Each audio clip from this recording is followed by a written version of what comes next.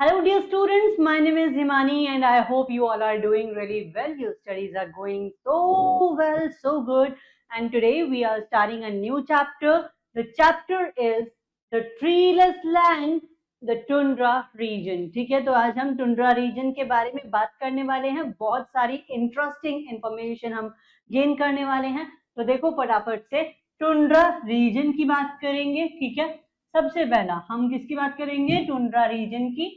ठीक है, देन देखेंगे इसकी लोकेशन क्या है, क्लाइमेटिक कंडीशंस किस तरह की हैं, वेजिटेशन किस तरह की पाई जाती है, वाइल्ड लाइफ कैसी है, लोगों का जीवन यहाँ पर कैसा है और किस तरह के हाउसेस यहाँ पर पाए जाते हैं. Without any further delay we are starting the chapter. यहाँ पर ये छोटी सी एक्टिविटी आपके लिए है जो कि आपको अटेम्प्ट करनी है.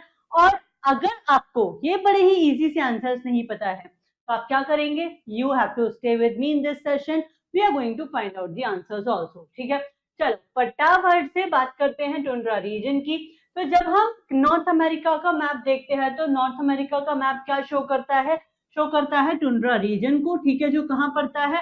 Lies between 66.5 north and 90 degree north. ठीक है, 66.5 और 90 डिग्री नॉर्थ के बीच में आपको टुंड्रा रीजन दिखाई देता है.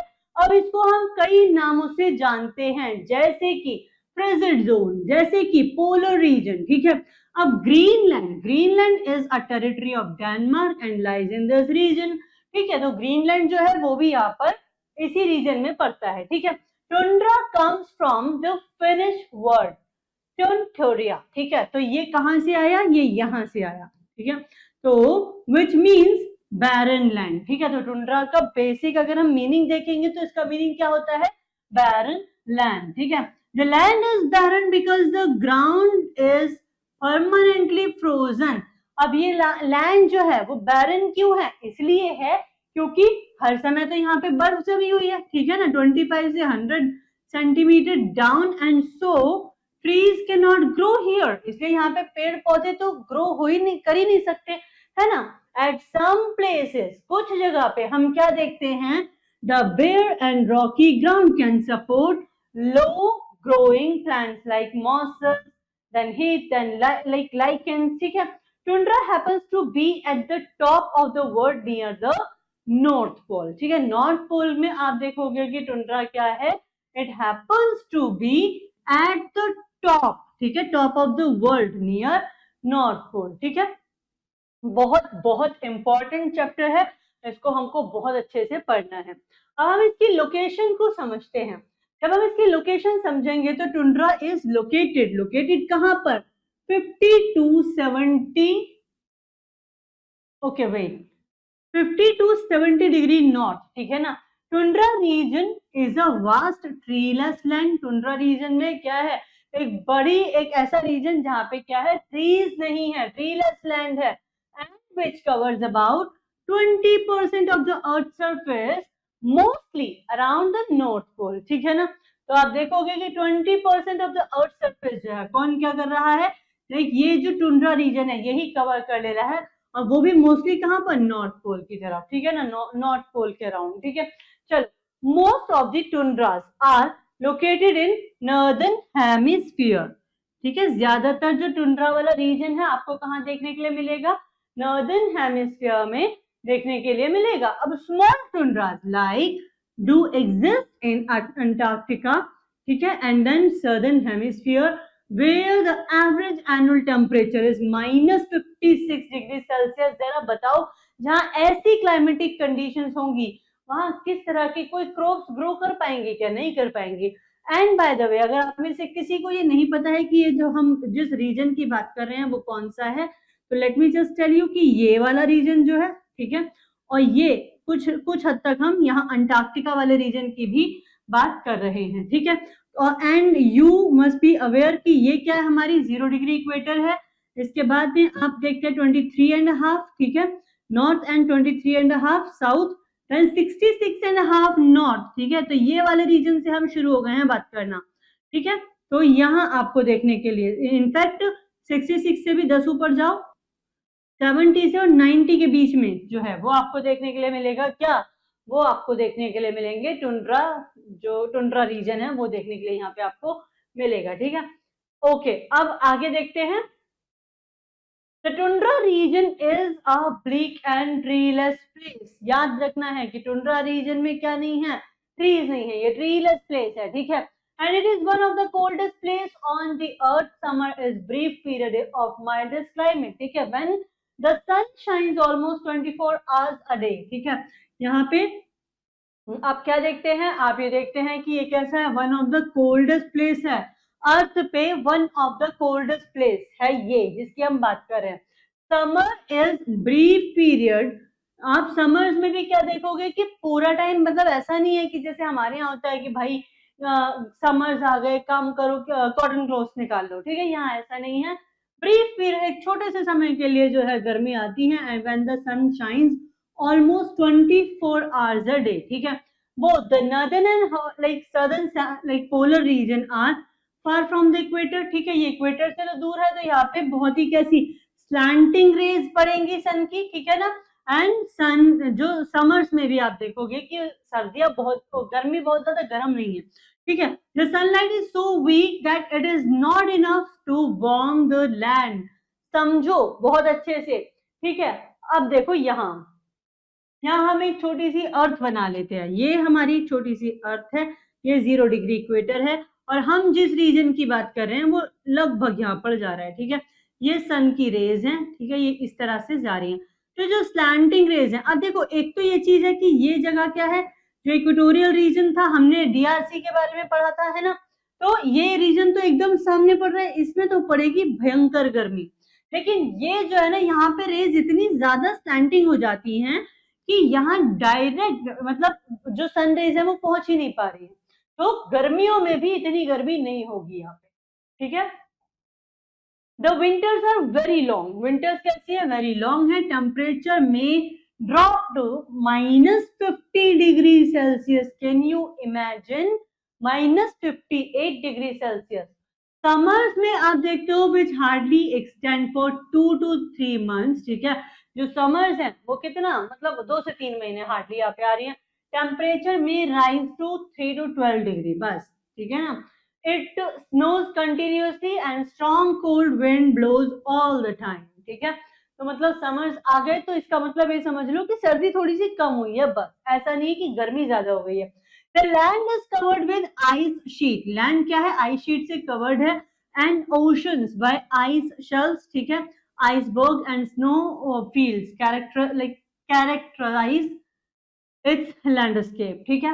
अब देखो, the sky is lit up by aurora borealis in the northern hemisphere and aurora australis in southern hemisphere, ठीक है। तो ये हमको क्या रखना है, याद रखना है। इसके बाद they are naturally occurring bright, ठीक है ना। तो यहाँ पे आप देखोगे कि ये कैसे नेचुरली ब्राइट लाइट आपको यहाँ देखने के लिए मिलेगी, usually observed at night in the polar region, ठीक है। These are some basic and factual information about this place, and see how beautiful this aurora australis is looking. It's amazing. Okay, now चलिए बात करते हैं यहां से, ठीक है। So they are caused by the collision of the charge particles from earth atmosphere, ठीक है। अर्थ के एटमॉस्फेयर में जो चार्ज पार्टिकल्स हैं उनके लाइक क्या करने से, कोलिजन हो जाने से क्या होगा, आपको इस तरह के सिनेरियो दिखाई देंगे, like aurora borealis and aurora australis जैसे सिनेरियोज आपको नजर आएंगे, ठीक है। जब हम वेजिटेशन की बात करते हैं, भाई ट्रीलेस जगह है पहली बात, तो वेजिटेशन कैसी होगी, रेयर ही होगी कोई, ठीक है ना। कोई बिल्कुल ही हिम्मत वाले जो लोग और ट्रीज होंगे वो यहाँ पे रहेंगे।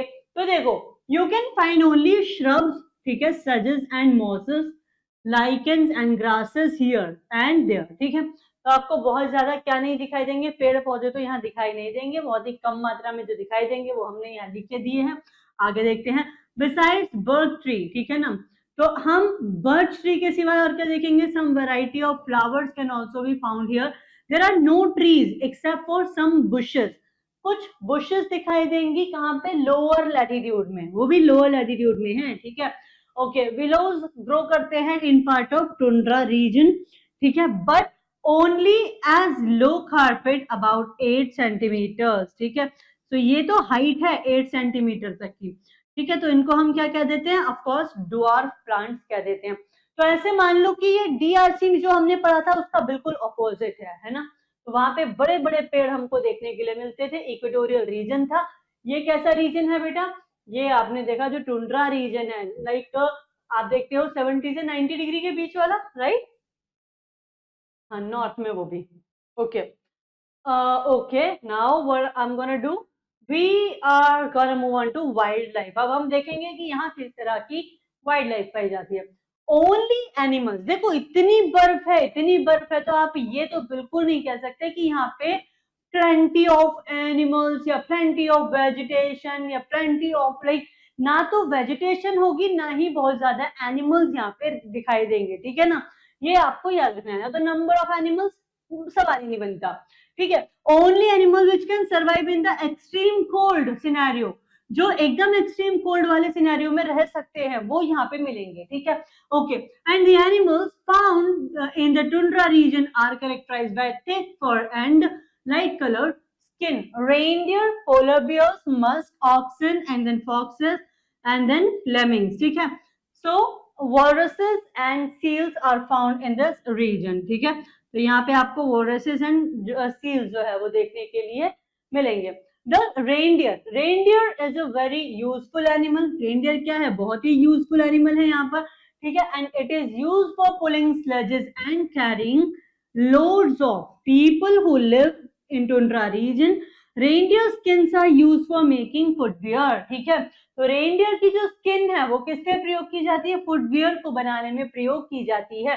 The penguin is most popular ambassador of Antarctica. तो अंटार्कटिका में आप किसको याद रखेंगे, पेंगुइन्स को याद रखेंगे।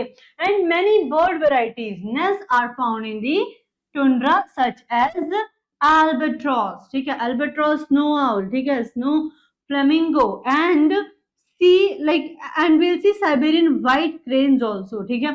Apart from these animals and birds, plenty of fish, whales, scales and walruses are found here. तो हमने वेजिटेशन की बात की, फिर हमने बात की कि किस तरह के एनिमल्स वहां पे पाए जाते हैं, ठीक है। हम क्लाइमेटिक कंडीशंस डिस्कस कर चुके हैं, और अब हम बात करेंगे लाइफ ऑफ पीपल की, लोगों का जीवन यहाँ पर कैसा है। तो देखो, The indigenous people of tundra region are, यहाँ के जो इंडिजीनियस लोग हैं उनको क्या क्या कहते हैं, हम एस्किमो कह देते हैं। वैसे तो ये इनुइट्स हैं और इनको हम लाइक एस्किमो भी कहते हैं। और ये कहाँ रहते हैं, ये रहते हैं Canadian, Arctic and Greenland region में, ठीक है।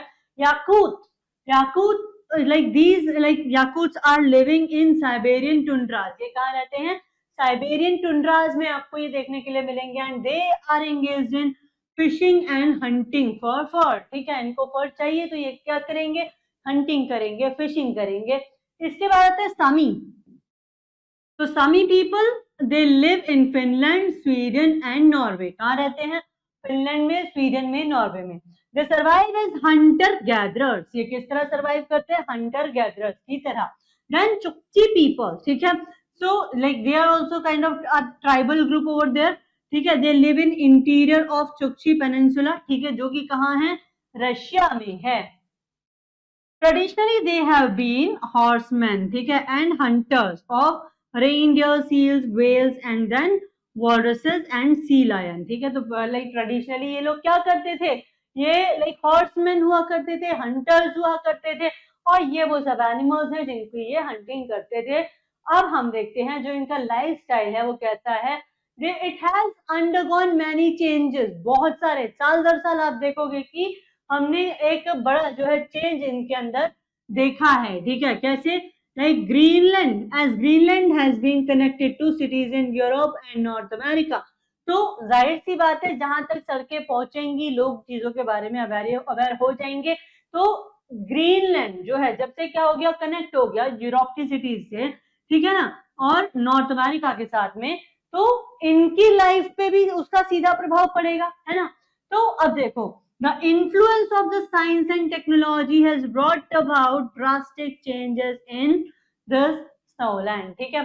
तो यहाँ पे भी आप क्या देखोगे, क्योंकि टेक्नोलॉजी यहाँ पहुंच गई, लोगों में अवेयरनेस बढ़ी, तो लोगों के लाइफस्टाइल में पहले की अपेक्षा बहुत परिवर्तन आया। अब हम जब ऑक्यूपेशन की बात करते हैं तो देखो, the main occupation here are fishing, hunting and trading. ठीक है, जो हंटिंग करते हैं, फिशिंग करते हैं और अब ट्रेडिंग भी करते हैं। ठीक है, Eskimos are good hunters who hunt with harpoons. ठीक है, तो ये लोग हार्पून्स की मदद से क्या करते हैं, हंटिंग करते हैं। ठीक है, अब ये देखो यहाँ पर एक आपको क्या दिखाया गया है, कायक। ठीक है, तो अब देखो इसके बारे में भी जानते हैं फटाफट से।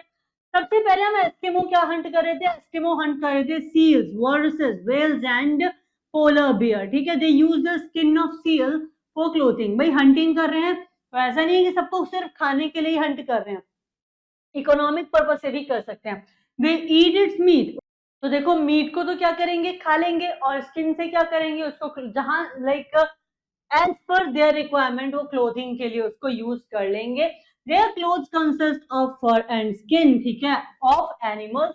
Eskimo use the sledge and small boats called kayak. तो ये जो बोट आपको यहाँ नजर आ रही है, एस्किमोज इसको यूज कर लेते हैं और इसी को कयाक कहा जाता है। Kayak is a small one man canoe. ठीक है, तो ये क्या है, एक ही व्यक्ति इसमें बैठ सकता है। ठीक है, and boat made of walrus और seal skin। ठीक है, stretched over the wooden frame and it is used for to hunt the sea।